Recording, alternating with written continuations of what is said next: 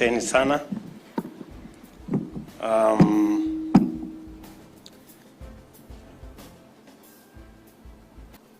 First,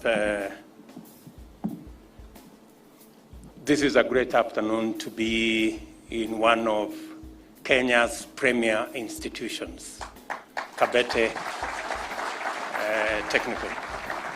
As has been said by Mwalimu here, I am a great believer in Tibet.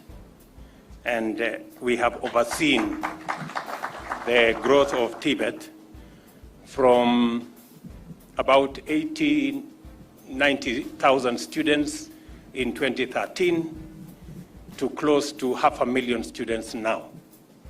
That is a phenomenal growth, and I am very happy to be in Kabete Technical and Mwalimu and Mheshimiwa. I want to assure you that when you are celebrating 100 years, I will be here.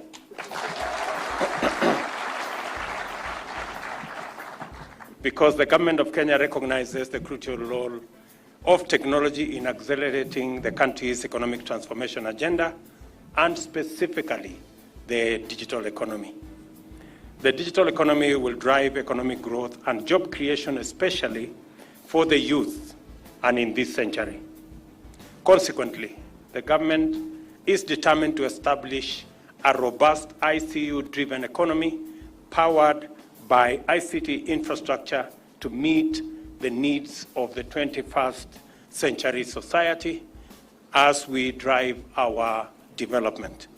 This is why the government of Kenya has set out a plan to ensure universal access to internet and broadband solutions driven by a robust optic network backbone that we are calling the digital superhighway.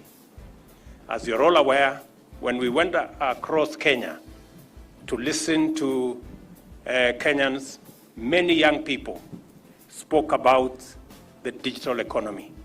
They wanted to be connected to the internet.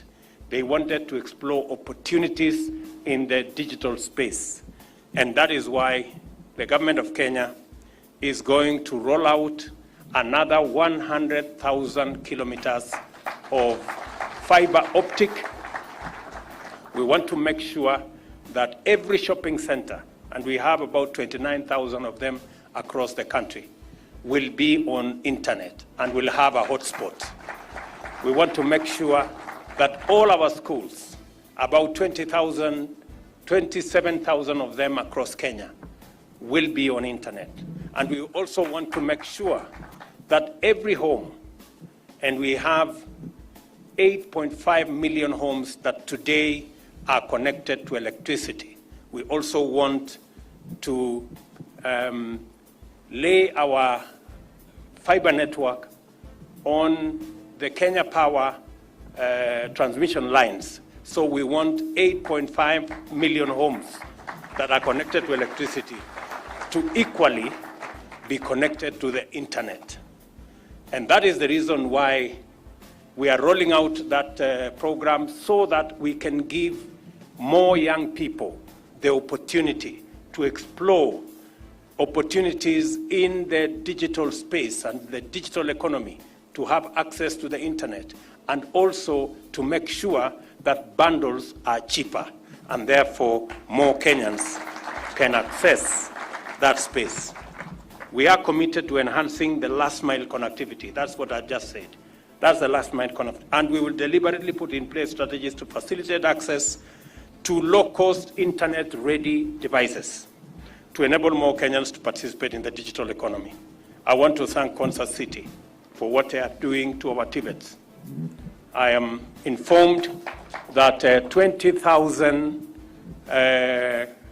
gadgets and computers will be made available to all our 240 almost Tibets across Kenya. That will give students in our Tibet institutions the opportunity to interact with the internet and to learn as they work and as they train, so that we can bring them on board the digital economy. When I saw what I see behind me here, many people were wondering what was this whole story about the wheelbarrow. As you can see, we have digital wheelbarrows right here. And that is the connection between the superhighway, the wheelbarrow story, and the digital wheelbarrow you see behind here. In addition, the government has invested in the establishment of Konza City, of course, Africa's Silicon Savannah, and I am very proud of what's going on in the Smart City, the Science Park, and the Innovation Hub that Konza has become, and which, in our estimation, we project that it is going to contribute 2% of our country's GDP once it is rolled out in full. The bulk of online work is created by companies based in large or the largest economies of the world, but most of the work is done by people listening. Kenya is well placed to take advantage of the growth in the digital economy because we have many factors that align with the requirements of the digital global workforce. These include a very youthful population, an educated nation, and we have over 800,000 young people completing high school every year, and an emerging robust internet connectivity at 80%, with 48%, with approximately 47 million mobile subscribers. That is not the case in many parts of the world. We are one of the most tech-savvy and internet-ready countries anywhere in the world. Our training institution produce very well-skilled and creative youth ready to take up digital opportunities every year. A case in point is Kabete Technical Training College, and over 1 million young people enter the labor market every year. The youth population in Kenya is a national asset. They have the necessary resources and skills to drive economic growth. They have the ability, the energy, and the knowledge to make a difference to the socio-economic trajectory of our nation. What they require from government and the private sector is an enabling environment that maximizes their assets, agency, access to services, and opportunities. The Ministry of ICT and the whole of government approach is fashioned to make sure that we tap into this new opportunity. Added onto the Ajira story and all the programs, including the one we are launching around now, the main goal of this Jitume program is to empower over 1 million youth to become reasonable income earners in the next 3 to 5 years. And I want to say that the government of Kenya is going to be mobilized in all ways to make sure that this program succeeds. Jitume program seeks to complement and build on the success made by the existing digital enablement program, commonly known as Ajira Digital and Kenya Youth Empowerment Program, by targeting the key challenges raised above: connectivity, DeFi's access, skills and opportunity, in a program that will target Kenyan youth, starting with the TVET sector and the innovation ecosystems in the country.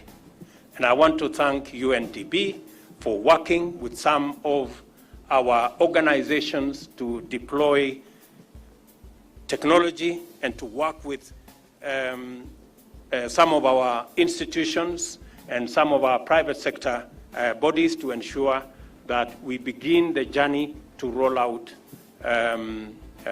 digital work around the country. Congratulations, and I want to know from UNDP what additional government support that you need for you to actualize that space, as I do for all the other institutions that are working with us around this space. Ladies and gentlemen, as I have said, I think all our ducks are aligned in the right place. We have our young people that are equipped appropriately. We are going to roll out the digital superhighway to make sure that young people in every part of Kenya have access to the internet, and they have internet-ready devices that can assist them connect to the job market. And I look forward to working with all the other institutions and all sectors of our society so that we can actualize the 1 million young people on the digital space working globally from home. Thank you very much. I wish you well, and may God bless you. Asanteni sana. Asante kwa ruhusa yako Mheshimiwa Rais, naomba tafadhali